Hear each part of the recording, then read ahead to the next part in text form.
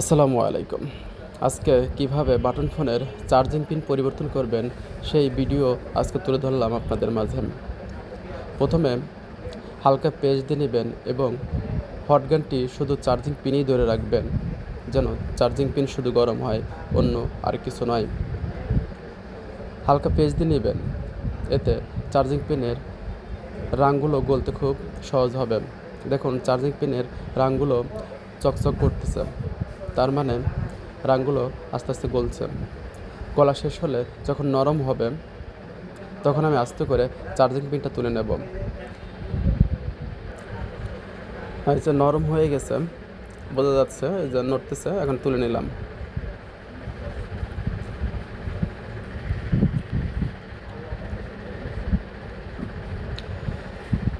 Soldering উইকের সাথে হালকা paste ভরিয়ে এখন তাতালের মাধ্যমে এটা ভালো করে পরিষ্কার করতে হবে। পেস্ট যদি কম হয়ে যায় তাহলে কিন্তু এই রাঙগুলো ভালো পরিষ্কার হবে না। আমার এখানে কিন্তু পেস্ট কম হয়ে গেছে, তাই রাঙগুলো ভালো পরিষ্কার হচ্ছে না। চলুন আমি আরেকটু পেস্ট নিয়ে নেই।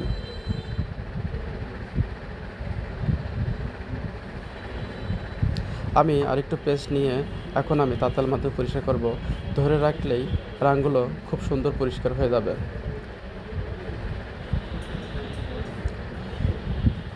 দেখতে পাচ্ছেন খুব সুন্দরভাবে পরিষ্কার হয়ে গেল।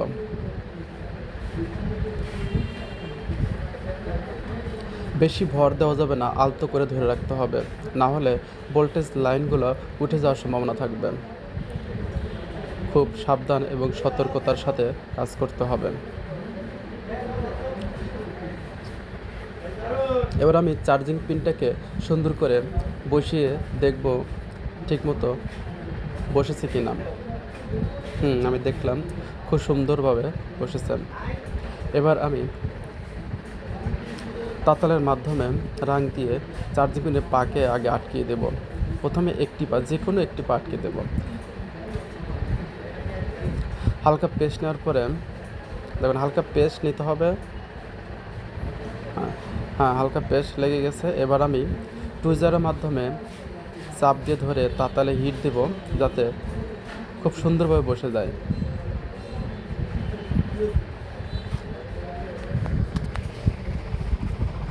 চার্জিং পিনটা খুব সুন্দরভাবে বসে গেছে।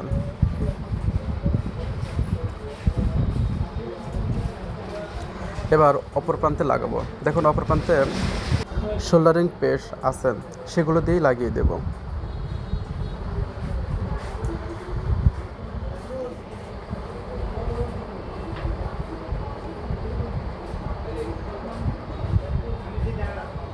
হ্যাঁ, এপাশে লাগানো হয়ে গেছে।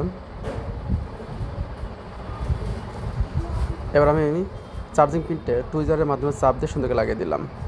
এবার ভোল্টেজ লাইনগুলো হালকা রাং এবং পেস্ট দিয়ে তাতালের মাধ্যমে ঝালাই করে দিব। এই কাজটি খুব সাবধানের সাথে করতে হবে, না হলে ভোল্টেজ লাইনগুলো শর্ট হয়ে যাওয়ার সম্ভাবনা আছে।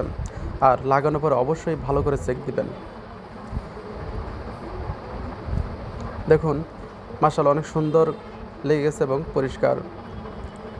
সবসময় পরিষ্কার পরিচ্ছন্নতার সাথে কাজ করবেন, দেখবেন কাজগুলো এমনিতে আপনার সুন্দর হয়ে যাবে।